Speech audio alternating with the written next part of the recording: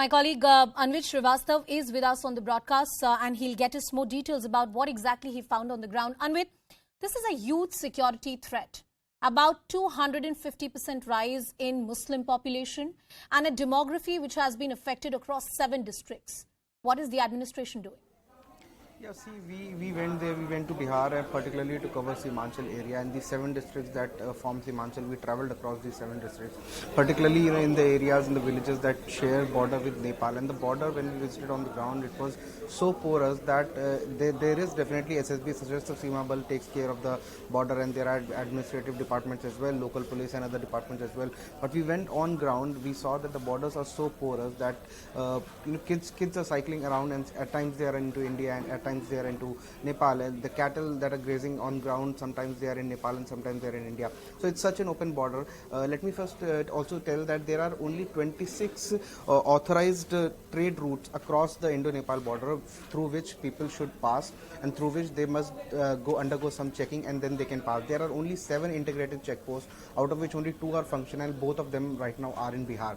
So only these are the checkpoints through which people are actually allowed to pass. Integrated checkposts play an important role because any third country national should only pass through integrated checkposts. There are departments of immigration, customs and IB and other local police departments which scrutinize them, which check what luggage they are carrying. Their luggages are checked, their documents are checked. Only after checking their antecedents they are allowed in India or in Nepal. So these integrated checkposts play a very important role. But when we hit the ground, when we reached there, we found that the reality was quite different.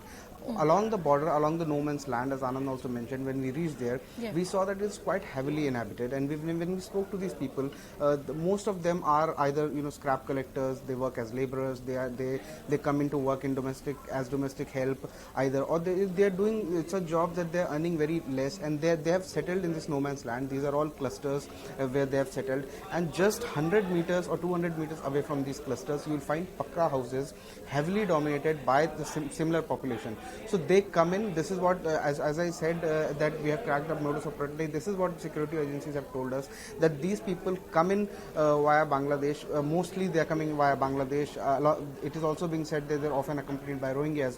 And when they enter India, first they settle into such temporary settlements, which with time take shape of pakka houses. Then eventually they get their children married to local people, to local women, and eventually they also get, obviously with the help of agents who bring them in and who charge money from them, they get some documents made. Police have also done time to time crackdowns. And if it is Indo-Nepal border, no man's land should not be occupied between any nation, even if the border is a free and open border. The other aspect is, what are Bangladeshis doing there?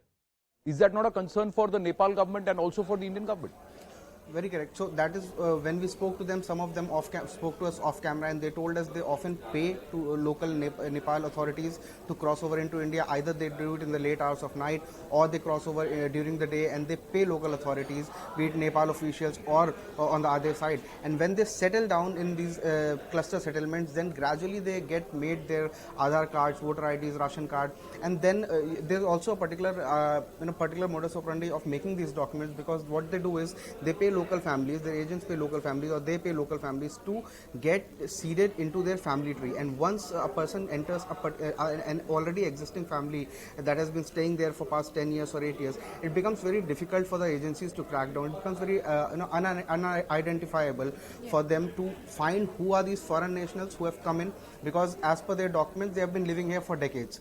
Also, when we spoke to them, they clearly claim that they belong to Katihar or they belong to Purnia, which lies in very much in Bihar, but their language completely differs from local language. When we spoke to them, we could not understand. They were not speaking any language that is spoken in India. They had different languages to speak when they speak among themselves. Also, security agencies say that these people, time to time, they have been caught by local police. They have been found indulging into criminal activities, and that is where the security threat comes. Absolutely.